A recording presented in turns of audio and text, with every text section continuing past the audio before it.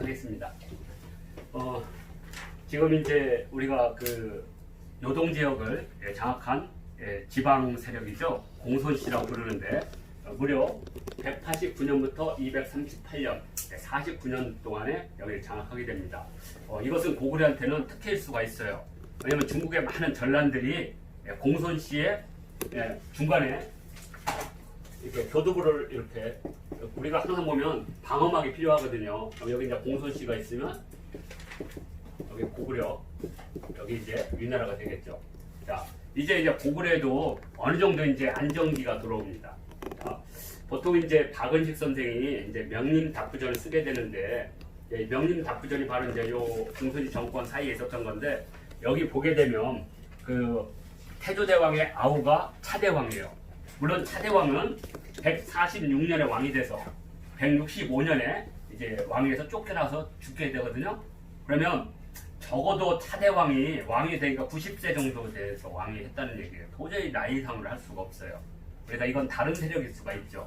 그러니까 태조도 다른 사람, 차대도 다른 사람, 신대도 다른 세력.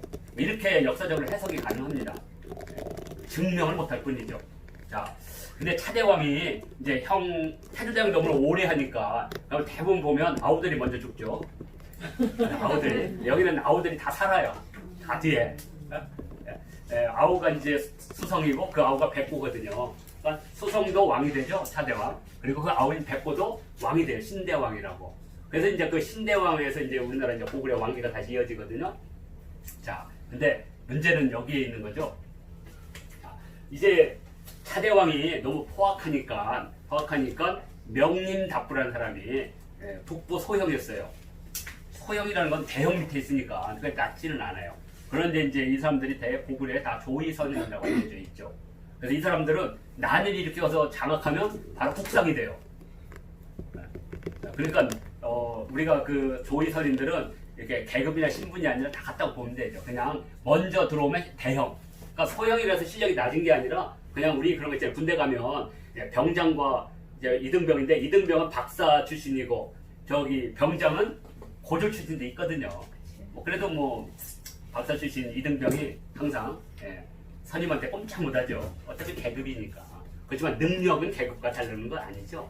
이렇게 그러다 보니까 이제 이 명림답부가 쿠데타를 일으키죠.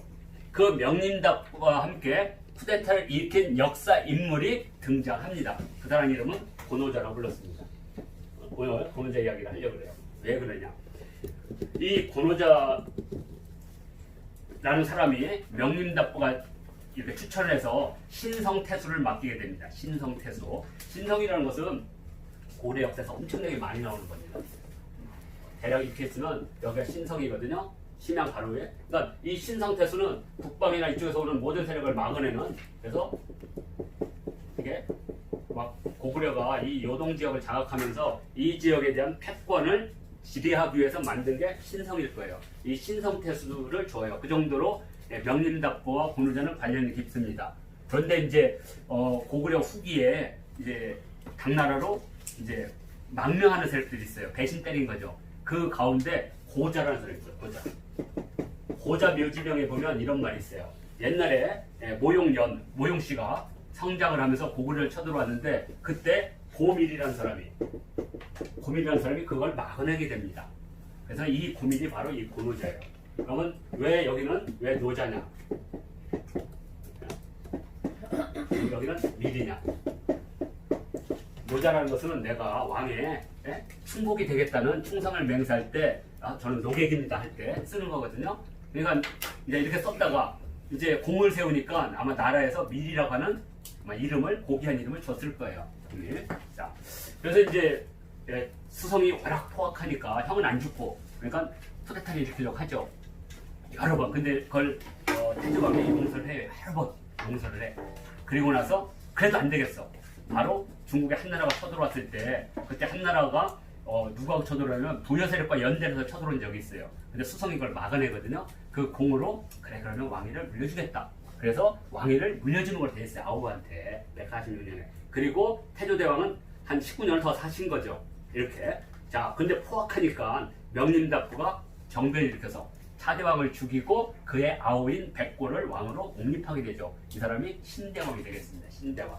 자, 근데 이 신대왕에게는 우리가 이제 역사에서 무지 중요한 사람 중에 하나인데 이 신대왕에는 아들이 4명 있었습니다. 4명. 그래서 이제 신대왕 때는 이제 명림답부에서 나왔지만 이 신대왕에게는 아들이 4 있었는데 하나는 발기였고요, 하나는 남무였고, 하나는 연호였고, 하나는 개수였는데요.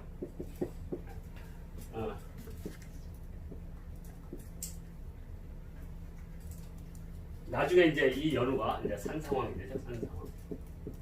그래서 이제 고국천왕이 됩니다. 그래서 발기, 남무, 발기, 죄송합니다. 자, 그래서 이제 남무가 이제 왕이 되죠. 고국천왕인데 고구려에서는 고국이라는 말을 쓴 사람이 3명이 나와요. 하나는 이제 고국천왕이 있고요. 또 하나는 고국원왕이 있고, 하나는 광개토장의 아버지인 고국양왕이 있어요. 그러면 이 고국이라는 것은 고구려로서는 지금의 국내성이 될 수가 없죠. 고국이니까. 그러면 이 고국은 어디냐 이거죠. 지금의 환인 지역으로 추정하는 사람들이 있어요. 환인으로. 그러니까 그 지역의 영지를 가지고 있었겠죠. 왕의 동생이나 이러니까. 그러니까 그 지역에 무덤을 썼으니까 고국천이니까 지금 그 환인에 가면 비류수가 흐르거든요. 비류수 어느 지역에 무덤이 있었겠죠. 그러면 그건 고국천왕이고, 그다음에 고국양왕은 좀 떨어진데 약간 언덕배기에 좀 평평한 땅은 양이라고 불러. 우리가 평양할 때 이런 식으로 강변 쪽에 이렇게 넓은 개활지를 양이라고 그래요. 고국양왕인데 여길 거예요.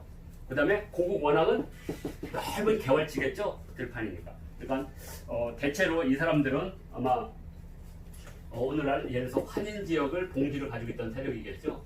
이제 왜냐하면 발기나 이런 사람들 다 자기 영토가 가지고 있으니까.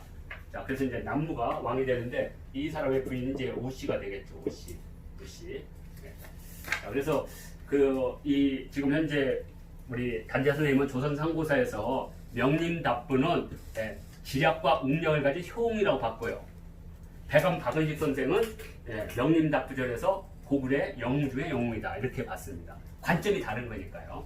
자, 그런데 고구려에서 쿠데타를 일으켜서 새로운 역사를 만든 사람이 딱 3사람이 있어요.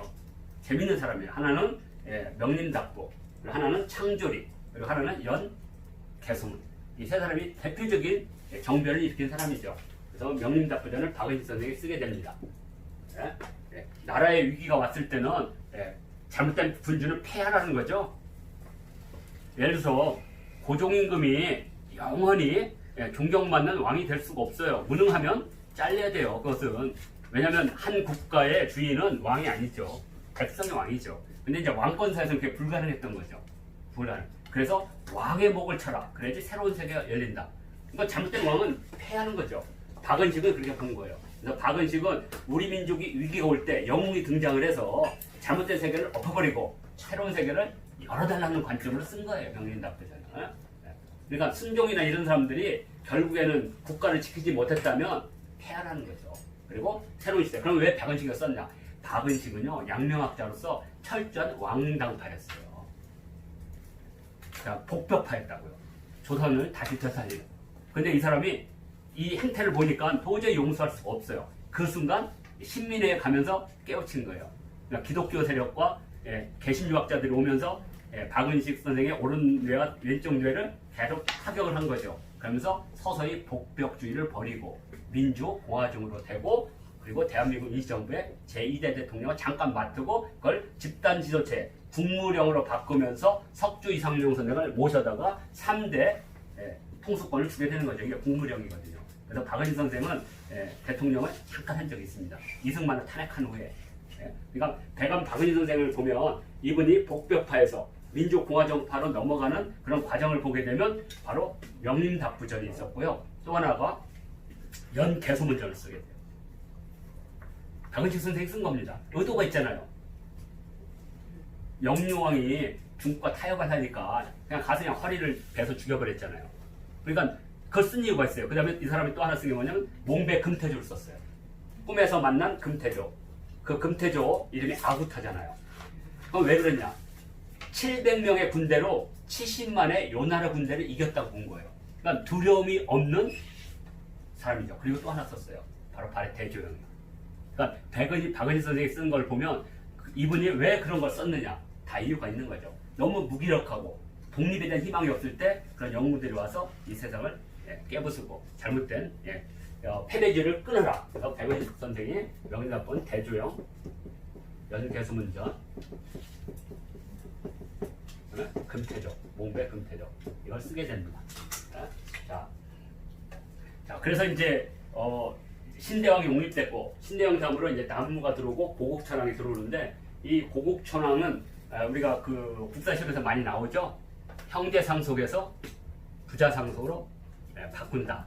그죠? 그리고 또 하나는 을파소를 등용해서 진대법을 이게 이제 다 그 시대입니다. 그러니까 어떻게 보면 고구려에 이제 중흥기를 또 닦은 사람이에요. 태조대왕 있은 후에 이제 어느 정도 고국천왕 때 또 중흥을 하게 되는 거죠.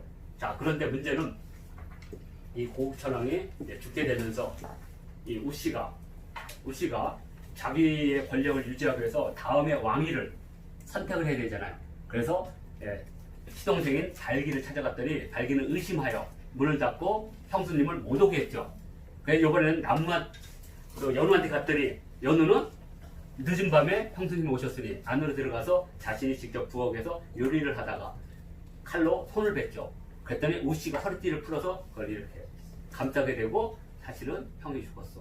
그리고 데려오죠. 궁으로 들어와서 왕으로 삼게 되죠. 그러니까 유언조작이죠. 그래서 이 사람은 2번 황후를 한 사람입니다. 그래서 나중에 이제 이 연우가 산상왕이 되죠. 왜 산상왕이냐면 광개토 태왕릉이 있는 그 바로 옆에 보면 큰 산 위에 무덤이 하나가 있어요. 거기서 지금 우리는 그 무덤을 산상왕의 무덤으로 보고 있습니다. 광개토 비문에서 바로 보여요. 비석에서 그 앞에. 그래서 산 위에 무덤을 했던 산상왕이죠. 하여튼 이 황후 우씨는 그래서 2번 결혼을 하게 됩니다. 자, 그런데 산상왕에게는 이상하게 그러니까 결국에는 이 형수님이 아이를 못 갖는 거죠. 그러니까 결국에는 연우한테도 없는 거죠. 우씨는. 그러니까 산상왕은 여기서 빌고 저기서 비는데 안 되죠. 그래서 어느 날 이제 남쪽 언덕에 제사를 마련하고 그걸 이제 예전에는 남교라고 불렀거든요. 옛날에 제사 지낼 때 남쪽에 들판에 제사 지내는 걸 남교라고 해요. 거기서 이제 하늘에 제사 지내는 거죠. 근데 그때 제사에 모셔졌던 희생 돼지가 풀려난 거죠. 그걸 다 의도적으로 풀어주는 거예요. 느슨하게 묻으니까 돼지가 얼마나 놀래겠어요. 그래서 돼지 목을 딱 찌를 때 돼지가 깍 하면 그 소리가 하늘로 갔다가 그 돌아오죠. 그럼 그 피를 받아서 같이 나눠 먹는 걸 우리가 그냥 선짓국이라고 생각하시면 돼요. 이렇게. 근데 그 돼지가 도망간 거예요. 의도적으로 도망갔죠. 근데 고구려에서는 또 한 번 도망간 돼지가 있잖아요. 유리왕이 승대성 천도할 때. 그러니까 그 돼지는 옆길로 가서 병사들에 의해서 잡혀서 바베큐가 됐고 이제 미리 가인 돼지는 어디 가 있는가 눈 찍었던. 그것이 바로 고구려 왕실의 술을 바치는 주통촌이었죠. 주통촌. 그 주통촌에 한 여성이 그 돼지를 안고 오는 거죠. 그래가지고 산상왕이 돼지를 받으려다 잘못 받아가지고 손목을 잡게 되죠. 그래서 아이가 생기게 되죠. 그래서 그 아이 이름이 교체입니다. 들판의 돼지라고 하는.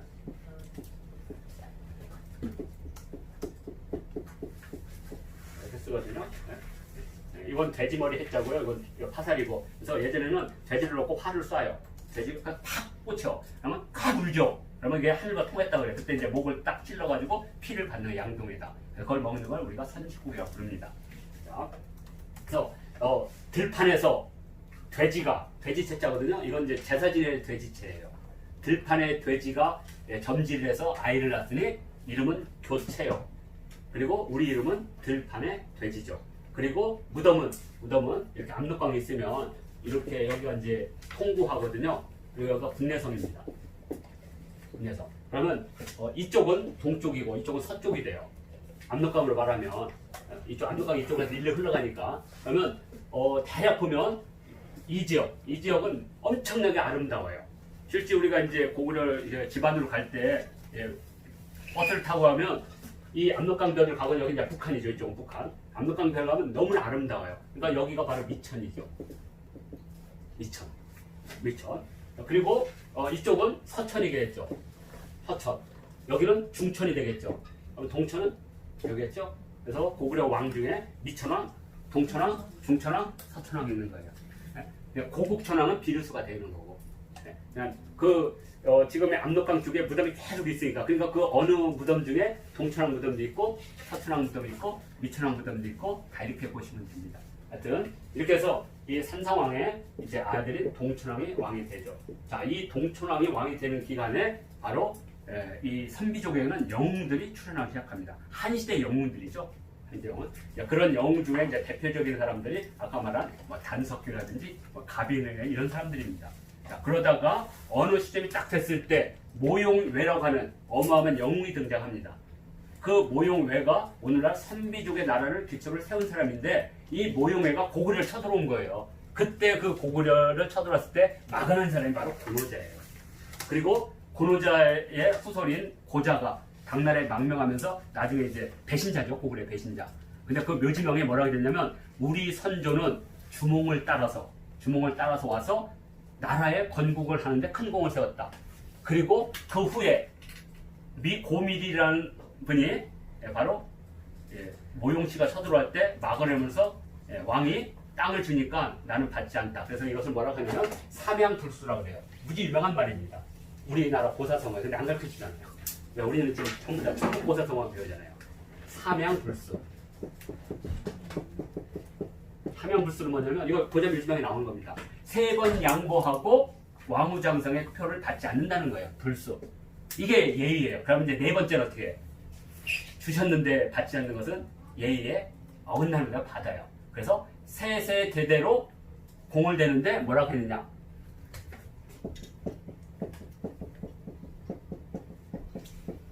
승습부절이라고 했어요. 승습부절은 뭐냐면, 대대로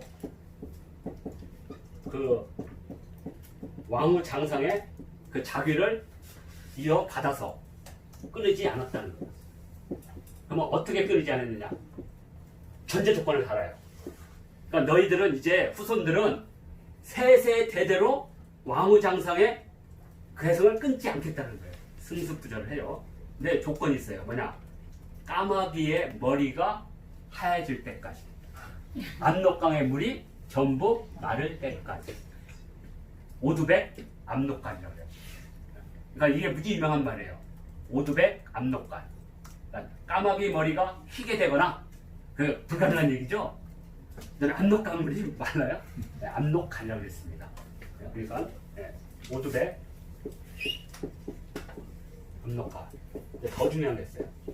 여기서 이제 동아시아 최초의 그 공신을 증명하는 증명서가 발간이 됩니다. 최초에 발간이거든요. 이것을 뭐라고 하냐면 금문철권이라고 불렀어요. 거기 써 있어요. 금문철권을 내렸다고. 금문철권은 쇠를 이렇게 조각을 해가지고, 쇠를 조각해서 거기다가 그 공적을 써요. 그래서 이렇게 엮어가지고 그 글씨를 금으로 입힌 거죠. 그걸 금문철권이라고 해요. 자, 금문철권보다 좀 못한 게 뭐가 있냐면 단서철권이 있어요. 단서철권은 당태종을 그 요동성 거기서 구해준 서린기가 받은 거예요. 단서철권. 그러면 이렇게 했죠. 어떤 역적질에도 용서를 한다고. 그래서 서린기는 티벳과의 전투인 대빗 전투에서 대패를 했는데도 살아남을 수가 있었어요. 이 철권이 있으면, 우리나라도 그래요. 공신 노권이 있으면 역적질, 모반죄를 제외하고는 용서해줬죠. 그 정도로. 그래서 금문철권을 받게 됩니다. 이게 고노자예요. 그리고 거기에는 30대에 걸쳐서 왕후장상이 됐대요. 그러면 고구려가 역사가 30대면 900년이잖아요. 얼추 비슷하지 않아요? 우리가 처음에 배웠잖아요. 고구려는 900년이라고. 근데 거기에는 30대에, 그러면 주몽을 따로 때부터 왕후장상의 부절이 30대라는 것은 대략 맞는 것 같아요. 그래서 또 하나의 가능성이 뭐냐? 고구려 역사 900년이라는 게 이 고자의 묘지명에 나온다. 30대에 걸쳐서 왕후장상이 승습부절했대요. 그리고 금문철권을 받았고. 그런데 고놈이 배신 때리고 당나라에 망명한 거예요. 고자 묘지명에. 그래서 그 고노자가 받은 데가 도대체 어디냐 이거죠. 그 고노자가 받은 데는 뭐라 하냐. 그 고자가 자기는 조선인이라고 돼 있어요. 조선인. 그러면 고구려가 수없이 많은 땅을 차지했을 거 아니에요. 그때 고조선이 있었던 지역이 어디냐 이거죠. 그래서 학자들은 평양이다. 근데 평양은 왕의 땅인데 줄 리가 없죠. 그러니까 오늘 말하면 요서 지역이 아닐까. 왜냐하면 이쪽에 선비족이잖아요. 선비족. 선비족을 막아냈기 때문에 아마 이 지역을 주지 않았을까. 그죠? 예, 요하고 여기가 조선이죠. 저는 아니 그렇게 봅니다. 뭐 조선.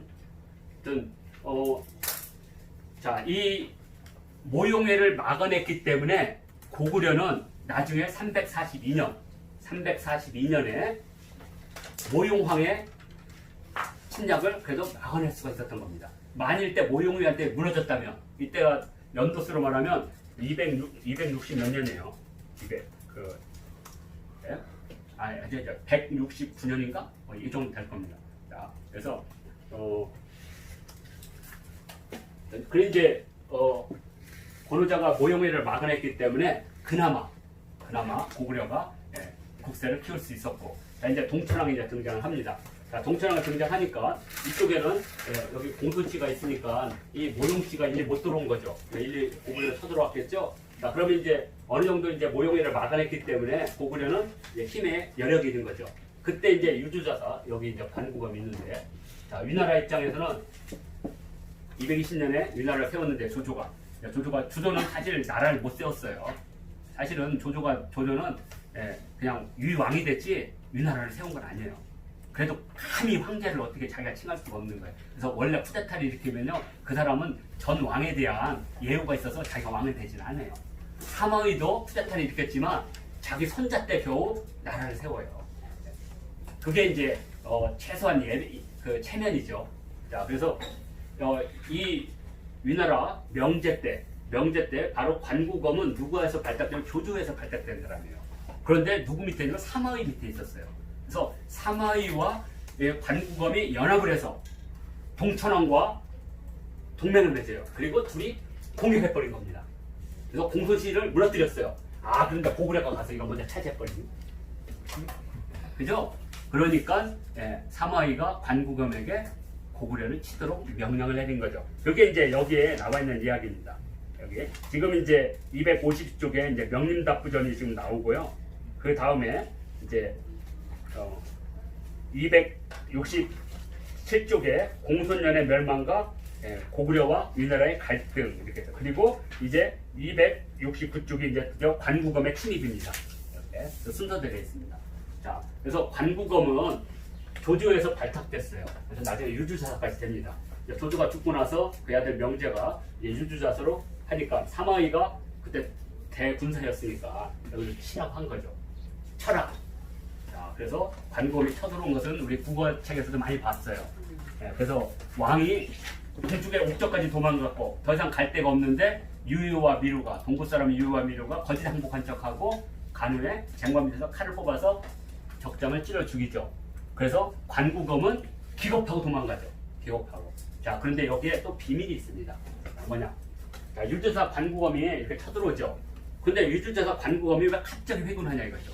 그냥 환도성을 장악했기 때문에 거기서 싸우면 되는데 여기에는 비밀이 하나 있어요. 이것은 우리 학교에서도 참 의문점이라고 보는데 사실 잘 믿진 않는데, 고이왕조에 보면 백제 고이왕은 이렇게, 이것도 굳이 재밌는 겁니다. 이 백제는 초고개와 고이개가 있어요.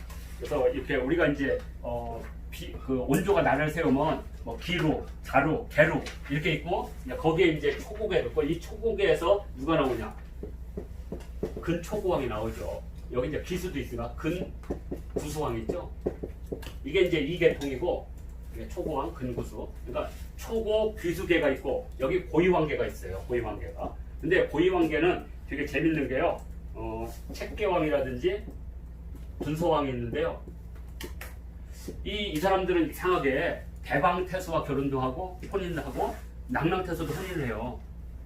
그러니까 이 사람들은 분명히 중국 세력과 연대를 한 거예요. 살기 위해서. 근데 재밌는 것은 이들이 전부 다 암살을 당해요. 암살을. 그러니까 이제 거기는 낙랑태수가 보내서 죽였다 막 이렇게 돼 있어요. 근데 아무튼 이 사람들은 그래서 이제 여기서 끝나요. 그래서 이 근초고왕이 이제 초고계를 상징하는 거고 고위왕이니까 이 초고계와 고위왕은 분명히 다른 계통이라고 보는 거예요.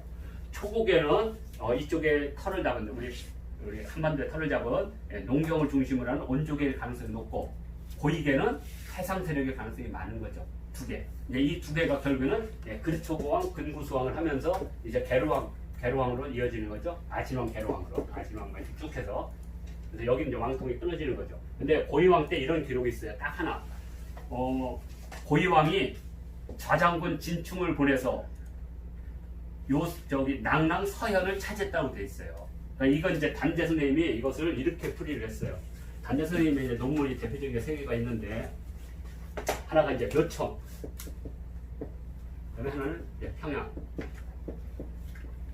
그리고 하나가 이제 전후삼한고. 그래서 단재 선생님의 3대 논문이라고 하는데 전후삼한고는 고조선이 원래 북쪽에 진안, 마한, 변한으로 있다가 고조선이 해체되면서 그 세력들이 남쪽으로 와서 세운 나라들이 마한, 진안, 변해서 이것을 후삼한이라고 본 거예요. 전삼한, 후삼한으로 이렇게 본 거죠. 자, 그러면 이 후삼한 세력들은 궁극적으로 고조선 세력들이죠. 내려온 거죠. 자, 그리고 이 고조선이 붕괴되니까 한 세력은 남쪽으로서 삼한이 되는 거죠. 그리고 한 세력들은 북쪽에서 일어나게 되죠. 이걸 부여라고 본 거죠. 그러면 부여와 삼한 사이에 누가 있느냐? 바로 이만 있었던 거죠. 그러니까 삼국시대 전에 크게 말하면 대동강을 중심으로 해서 이만 세력이 있었고 대동강이 아니어도 돼요. 요동이든. 그리고 북쪽에는 부여가 있었고 이쪽은 삼한이. 이게 이제 전후 삼한고고. 그다음에 이 평양 패수고는 고조선의 평양이 이 평양이 아니라는 거죠. 지금 현재 우리나라의 평양이. 그죠? 그래서 이 요하에는 뭐 개평이라든지 다른 험독이라든지 이 지역을 평양으로 본 거죠. 고통명사에. 그래서 고조선의 중심지가 지금의 평양이 아니라는 것을 논증한 게 평양 패수고고. 그리고 이제 하나는 이제 묘청의 서경 천도 운동을 조선 역사상 1000년의 대사건이라고 해서 세계 논문을 쓰는데 여기서 우리가 이제 이 평양이면 이제 평양에 낙랑군이 있었잖아요. 낙랑군. 그러면 여기가 평양이에요. 그러면 낙랑 서쪽은 바다예요. 그러니까 좌장군 진체가 여기를 쳐들어서 차지했어요. 그럼 관구검이 갈 일이 없죠. 그렇잖아요. 관구검 고구려를 쳐들어왔으니까. 근데 만일 낙랑 서현이 여기라면 이건 달라지는 거죠. 유주 자체를 친 거잖아요. 백제가 유주 자체를. 여기가 유주니까. 그러니까 유주 자사인 관구검이 이 사이를 빈 사이에 백제 좌장군이 여기를 친 거죠. 좌장군 진충이. 그럼 이거 심각한 거죠. 자기 본영이 당하니까. 그러면 이제 여기에 가능성을 얘기해야 돼요. 왜 가능성이 없는 것은 불가능한 일이죠. 왜냐하면 20년 전에는 이게 불가능한 일이에요. 개연성이 부족하잖아요. 그런데 백제 망명객 중에 난원경이라는 사람의 묘지명이 발견이 돼요. 난원경 묘지명이에요. 그래서 이 난씨는 백제의 귀성이라고 되어 있거든요. 난씨. 자, 그런데 그때 당시에 삼국이 막 싸울 때 여기 이제 조조가 있었고 여기 이제 유비가 있었고 여기 송권이 있었는데 조조는 그때 힘이 별로 없었어요. 그때 여기에 가장 힘이 센 사람은 원소예요. 원소. 그래서 그때 당시 이제 동탁이 난리를 피워가지고 낙양을 불태우고 다시 저쪽으로 도망가죠. 그때 옥새를 어떤 궁녀가 가슴에 안고 우물에 빠지게 돼요. 그래서 그때 낙양에 처음으로 진출했던 손권의 형인 손책이 그걸 우물에서 비친하니까 뽑은 거야, 옥새. 근데 힘이 약해서 그걸 누구한테 바치느냐? 원수한테 바친 거죠. 자기는. 자, 그래서 이제 그리고 이제 손책은 밑으로 도망갔죠. 그래서 우라통으로 죽고 동생이 송관이 이제 그 대권을 차지한 건데, 자, 이 원소의 직격탄으로 전쟁을 선포한 사람이 바로 조조예요. 그래서 관도 전투를 하게 되는데 이 관도 전투에서 원소가 져요. 패배를 해. 그러면서 이 북쪽 지역에 대한, 여러분 왜 조조가 이기게 되느냐? 원소는 옥새를 가지고 있었고 조조는 황제를 잡아다가 납치해놨거든요. 그래서 황제와 옥새의 싸움이에요. 누가 이길까요? 명분상으로 황제가 이기죠. 황제가 더 세죠. 그래서 명분상 조조가 이김으로써 내가 옥새 편을 들을까? 황제 편을 들을까? 그러니까 이걸 뭐냐면 협천자, 위천하를 해. 천자를 옆에 끼고 천하를 호령한다. 협천자, 호천하인데 호령천하. 조조는 그 전법을 쓴 거죠. 그래서 북방을 통일하게 되는 거죠. 그러니까 이 원소의 동생이 아들인 원상이나 원담은 도망가겠죠. 어디로? 북쪽으로 도망갑니다. 그때 북쪽에서는 바로 북방민족이 득세를 하고 있었는데 이 북방민족의 득세 가운데 두 세력들. 자, 뭐냐, 여기가 이렇게 되면 여기가 오한족, 여기가 선비족 있습니다. 자, 그러니까 만주의 북쪽에 선비족에서 지금 몽골 초원이죠 이게. 자, 그래서 이 오한족을 들어가니까 오한족에서는 이들을 끌어들여서 북방에 힘을 키울 수가 있죠. 그래서 이들을 끌어들여야 됩니다. 자, 그때 오한족 가운데 힘이 센 중에 요서대인 난루라는 사람이 나와요. 우리 동아시 역사에서 최초의 난씨가 등장합니다. 그러니까 이 난씨가 난원경의 난씨는 몰라요. 그런데 유일하게 난씨가 등장해요. 요서대인 난씨가. 자, 그런데 이 원상과 원담과 이 오한족이 연합을 해서 누구하고 싸워요? 이 나라 바로 그 사마이와 관공하고 싸우잖아요. 둘이 팡! 그래서 여기서 패하게 됩니다. 이들이 오한족이 패해서 오한족의 역사가 사라지게 됩니다. 그러면서 이 오한족이 빠져나간 이 지역으로 선비족이 내려오는 거예요. 이제 선비족이. 그 선비족이 바로 모용외였던 겁니다. 모용외. 근데 이 선비족이 들어오면서 이 지역에 새로운 교도를 하기에 공손시킨 거예요. 공손시. 그래서 선비족이 오다가 공손시 때문에 여기 더 이상 못 온 거예요. 그러니까 이들은 동쪽으로 고구려를 침략한 거죠. 그때 고노자가 막아낸 거고. 자, 그러면 이 난루, 요서대인 난루는 어떻게 됐냐 이거죠. 기록에 의하면 이들은 뿔뿔이 흩어졌는데 난루는 동쪽으로 도망갔다고 되어 있어요. 여기까지 끝이에요. 이제 난루는 이제 더 이상 나오질 않아요. 그런데 난원경 묘지에 뭐라고 됐느냐? 우리 선조는 중국에 난리가 났을 때 요동으로 피신해서 그 요동에서 세세대대로 백제의 달술도 되고 백제 벼슬을 받으면서 백제는 살았다는 거예요. 그러니까 이 사람들은 백제계죠. 그러면 이 난루나 이 사람들 도대체 누구냐 이거죠. 저는 이 사람들이 소선호가 고군에서 이탈을 해서 떠날 때 교두부를 주었겠죠. 그리고 이제 원래 이 사람들이 해상 세력이니까 해상 세력은 주요한 항구 지역에 교두부를 놓고 오게 되는 거죠. 그러니까 우리가 말하는 이렇게 행정적 영토를 지배하는 게 아니라 거점 지배 전략이죠. 해상 세력들은. 왜냐하면 거점 지배 전략은 여기를 거점으로 하고 있다가 교역망이 깨지면 버리고 딴 데 가고 이런 개념이죠. 그러니까 우리가 농경적 사고를 하면 안 되는 거죠. 그러니까 해상 세력이라든지 유목이라든지 수렵 민족들은 다 거점 전략을 쓰겠죠. 그렇게 이해하시면 될 것 같습니다. 이렇게. 자, 그래서 바로 이 좌장군 진충이 여기를 쳐들어가니까 이때 호응한 세력이 누구냐 이거죠. 바로 난루의 세력이라는 거죠. 네. 그리고 그래서 백제가 그 이후에 요서에 진출할 가능성이 있었다는 거죠. 이렇게 이제 역사는 개연성을 가지고 한번 실험을 해보는 겁니다. 그러다가 좀 더 이거보다 더 확증되는 유물이 발견되면 이게 점점 통솔로 자리를 잡아가게 되는 거죠. 이렇게 해서 이 돈천왕 때 이렇게 단국감에 의해서 타격을 받았지만 결국에는 위기를 넘기게 되는 거죠. 백제의 도움으로. 자, 그리고 나서 이제 미천왕의 시대가 도래하겠습니다. 자, 5강은 이것으로 마치도록 하겠습니다.